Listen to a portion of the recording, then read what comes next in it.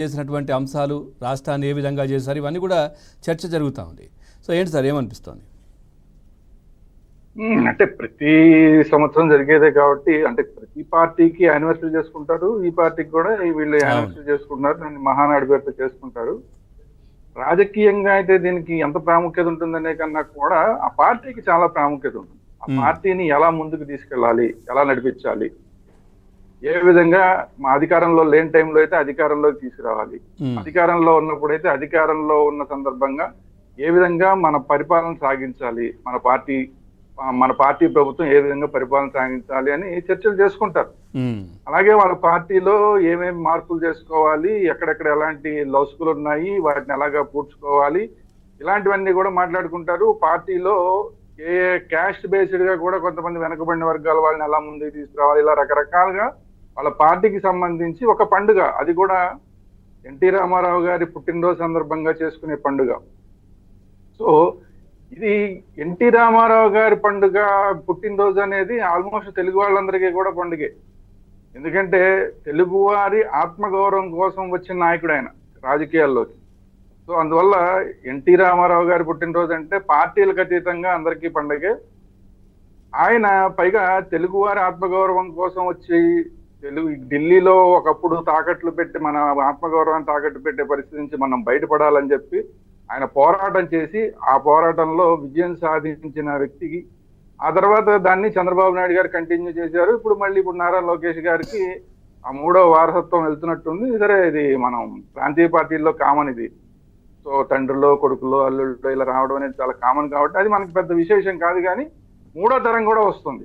ఈ పార్టీలో విశేషం ఏంటంటే 3వ తరం కూడా ఈ పార్టీని ముందుకు తీసుకెళ్లడంలో ముందుకు వస్తుంది. అది విశేషం. అది లోకేష్ గారితో పాటు మిగతా అందరి నాయకులు అన్ని ప్రాంతాల్లో కూడా ఈసారి యువతకి ప్రాధాన్యత ఇవ్వాలి అనేది ప్రత్యేకంగా తీసుకున్నారు. అంటే ఏంటంటే ఇప్పుడు చంద్రబాబు నాయుడు గారు కూడా వయసు రీత్యా కొంచెం పెద్దవారు అయిపోయారు కాబట్టి ఇక దీన్ని అందుకోవాల్సిన టైం ఇప్పుడు యువతకు వచ్చింది. దీన్ని పార్టీని భుజస్కంధాల మీద వేసుకోవాల్సిన సందర్భం యువతకి వచ్చింది. ఆ యువతకి ఇవ్వడానికి కూడా ఇప్పుడు పెద్దవాళ్ళందరూ సిద్ధపడ్డారు. గతంలో ఎంతవరకు సిద్ధంగా ఉన్నారంటే 2019 వరకు కూడా పెద్ద సిద్ధంగా కనబడాలి అప్పుడు. కానీ ఇప్పుడు వచ్చేసరికి మాత్రం ఇప్పుడు సీనియర్స్ అందరూ కూడా ఇంకా సీనియర్లు అయిపోయారు. సో అందువల్ల వీళ్ళందరూ కూడా ఇప్పుడు మెంటల్ గా కూడా ఫిక్స్ అయిపోయారు, ఇంకా మనం యువతకి ఇక్కడి నుంచి మనం అందించాల్సిందే పగ్గాలని. సో అందులో భాగంగా ఇవాళ లోకేష్ గారికి వర్కింగ్ ప్రెసిడెంట్ ఇస్తున్నట్టున్నారు, మంచిదే. అయితే ఇప్పుడు మనం ఇక్కడ గుర్తుపెట్టుకోవాల్సింది ఏంటంటే తెలుగు వారి ఆత్మగౌరవం కోసం పెట్టిన ఈ పార్టీ తెలుగువారి ఆత్మగౌరవం కోసమే పనిచేస్తూ ముందుకు వెళ్తూ ఉంటే కనుక తెలుగువారి అభిమానాన్ని కంటిన్యూస్ గా పొందగలుగుతుంది. ఎందుకంటే రాబోయే 40 ఏళ్లకి వీళ్ళు ప్లాన్ చేసుకుంటున్నారు కాబట్టి ఇప్పటి నుంచి కొత్త తరం అనేది ఇప్పుడు మళ్ళీ ఇంకో 40 ఏళ్ళు పరిపాలిస్తుంది, లేదంటే ఈ పార్టీని ముందుకు తీసుకెళ్తుంది అనుకుంటున్నారు కాబట్టి. సో తెలుగువారి ఆత్మగౌరవం అనే దాన్ని కేంద్రంగా తీసుకుని, తెలుగు అనేది కేంద్రంగా తీసుకుని వీళ్ళు ముందుకెళ్తే కనుక ఈ పార్టీ మనుగడకి ఇబ్బంది లేదు. కానీ తెలుగుని ఎక్కడ వదిలేసినా, తెలుగు వారి ఆత్మగౌరవాన్ని ఎక్కడన్నా వదిలేస్తే కనుక ఇబ్బంది అవుతుంది. అంటే ఎట్లా సార్, అర్థం కాదు. అందుకే చెప్తున్నా గత ప్రభుత్వం అప్పుడు మనం వైసీపీ విషయంలో మనం అందరం కూడా పోరాటం చేసాం. ఏంటంటే తెలుగు అనే భాషని పక్కకి పెట్టేస్తోంది, తెలుగు మీడియం పక్కకి పెట్టేసి టోటల్ గా ఇంగ్లీష్ మీడియం తీసుకొస్తోంది. ఇది కరెక్ట్ కాదు. ప్రాథమిక విద్య వరకు తెలుగు అంటే మాతృభాష ఉండాలని చెప్పి ప్రపంచవ్యాప్తంగా అందరూ చెప్తున్నారని చెప్పి మనందరం చెప్పాం, మనందరం దానికోసం మాట్లాడాం. సో ఇప్పుడు పదవి తీసుకుంటున్నారు, లోకేష్ గారు పదవి తీసుకుంటున్నారు. ఆయన భుజస్కంధాల మీద పార్టీని ముందుకు తీసుకెళ్లే ప్రయత్నం జరుగుతోంది. పైగా ఆయన ఇప్పుడు తెలుగులో ఇప్పుడు ఆయన విద్యాశాఖ మంత్రిగా కూడా ఉన్నారు.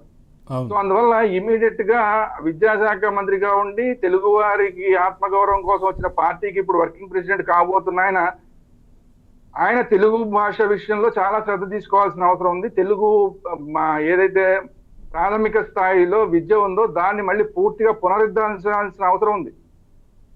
ఇప్పుడు మనం ఎప్పుడైనా సరే పార్టీ ఎలా ముందుకెళ్తుందంటే, మనం అధికారంలోకి వచ్చే ముందు ఏం చెప్పామో దాన్ని సక్సెస్ఫుల్ గా ముందుకు తీసుకెళ్తే అంతే సక్సెస్ఫుల్ గా ప్రజలు పార్టీని ముందుకు తీసుకెళ్తారు. ప్రభుత్వంలోకి ఎప్పటికప్పుడు పార్టీని తీసుకొస్తూ ఉంటారు. సో అందువల్ల లాస్ట్ టైం అందరం ఈ తెలుగుదేశం వాళ్ళతో సహా అందరం మాట్లాడాం. ఎందుకంటే తెలుగు వారి ఇది మాతృభాష, దీన్ని నెగ్లెక్ట్ చేయడానికి వీల్లేదని. సో ఇప్పుడు ఆయన మంత్రిగా కూడా ఉన్నారు, ప్లస్ ఇప్పుడు వర్కింగ్ ప్రెసిడెంట్ గా కూడా పార్టీకి అవుతున్నారు కాబట్టి ఇమీడియట్ గా ఆయన చేయవలసిన పని ఏంటంటే తక్షణ కర్తవ్యం ఏంటంటే లోకేష్ గారికి ఈ తెలుగు భాషని ప్రాథమిక స్థాయిలో పూర్తి స్థాయిలో తీసుకురావాలి మళ్ళీ ఆంధ్రప్రదేశ్ లో. సో అది ఒకటి ఆయన భుజస్కంధాల మీద ఉంది. అలాగే ఇప్పుడు మనం ఏవైతే విజయాలు సాధించామో వాటితో పాటు మన గతంలో వైసీపీ ఏదైతే తప్పులు చేసిందని చెప్పామో వాటన్నిటి మీద చర్యలు తీసుకోవడానికి కూడా ఈ పార్టీకి ఇప్పుడు అధికారం ఇచ్చారు. మొత్తం కూటమికి అధికారం ఇవ్వడంలో వైసీపీ గత ప్రభుత్వంలో ఏమేమి దాష్టికాలు చేసిందో వాటన్నిటి మీద చర్యలు తీసుకోవడానికి కూడా తెలుగుదేశానికి మెజారిటీ సీట్లు ఇచ్చి మిగతా వాళ్ళందరికీ కలిపి ఈ పదవిని ఇచ్చారు, ప్రభుత్వాన్ని ఇచ్చారు ప్రజలు. సో అవన్నీ కూడా కంప్లీట్ చేయాలి. చాలా వరకు కంప్లీట్ చేస్తున్నారు. ఎవరు చర్యలు తీసుకోవాల్సిన విషయంలో చాలా మంది చర్యలు తీసుకున్నారు. జత్వానీ కేసు విషయంలో చర్యలు తీసుకున్నారు, ఇప్పుడు లిక్కర్ కేసు విషయంలో చర్యలు తీసుకుంటున్నారు. అలా చాలా మంది విషయంలో చర్యలు తీసుకుంటున్నారు. ఇంకా అలా కొన్ని చర్యలు తీసుకోవాల్సి ఉండిపోయినాయి. అందులో నాకు గుర్తొస్తున్నది ఏంటంటే ఒకటి చాలా సీరియస్ గా తీసుకోవాల్సింది ఈ